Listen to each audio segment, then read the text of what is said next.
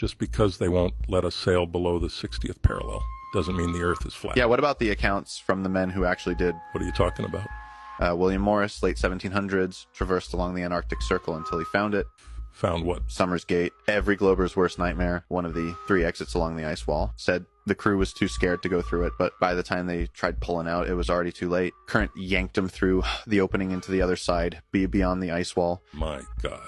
Sailed through these unknown waters until what? They were approached by a massive red ship, unlike anything they'd ever seen back home, and it started blaring an unbearable horn until they finally realized William and his crew were no harm. They brought them up on board, and the captain of this giant red ship introduced himself to William as the leader of the ancestral lands, said his name was Tolliver. Yawning, William was in shock at this point, like trying to take in the fact that there was like this whole reality outside of this ice wall barrier. And Tolliver asked him what he was doing in these waters. William kind of apologetically said, like, I'm sorry, we just wanted to explore what was out here. And Tolliver said, like, no, it's fine. It's been so long since we've seen anyone come from the inner ice wall. Tolliver handed William a map, and he said, take this. It will lead you to the safe lands. Move swiftly now. William said, the safe lands, like, I'm sorry, is there something dangerous out here? Like, are we in danger? And Tolliver said, oh, my dear boy, things out here on this side are just fine. You see that place you've emerged from, those people in there are what we have to worry about. He said the leaders of the inner ice wall of your Americas are tyrannical oligarchs who will stop at nothing to keep control. And so William went back to his boat and told his crew about everything the captain said. He goes like, look, guys, I don't think we're going to be able to go back home.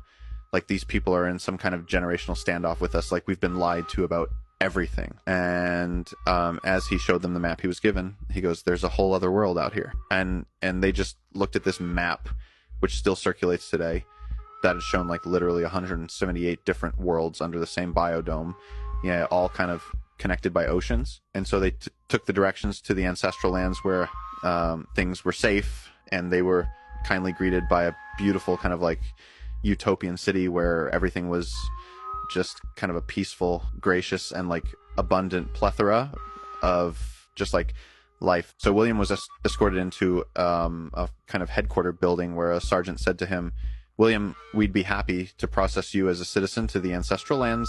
We are aware that you are from the inner ice wall, and we're deeply sorry about the things you've been subjected to. And William just said to him, like, but sir, my family, my people, like, they are all inside of there with no knowledge of these lands beyond. Like, what will be their fate? The sergeant said to him, like, I understand your concerns, sir. I truly do. We've been trying to liberate your realm for centuries, but your leaders are ruthless. He says to William, he goes, listen, if they find out that you've escaped, okay. If they find out you know about these lands, it could trigger another great reset. Okay, they could wipe out your guys' entire realm, leaving only an embryonic group of humans to once again reset your collective consciousness, something they've done before, and believe me, they won't hesitate to do again. And William says to him, he goes like, great, reset, sir.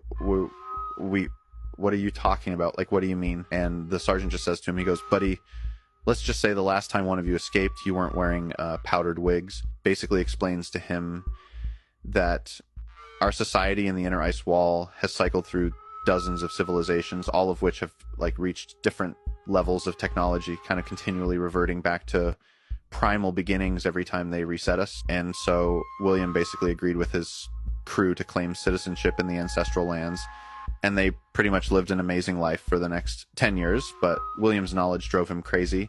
Although he'd met a woman here and gotten married, he couldn't help but want to go back to the inner ice wall. And one day they both went missing. They took a boat back to the ice wall, and he distributed as much of this information into the Americas and European nations as he possibly could. And this is where all the flat earth speculation has reemerged from,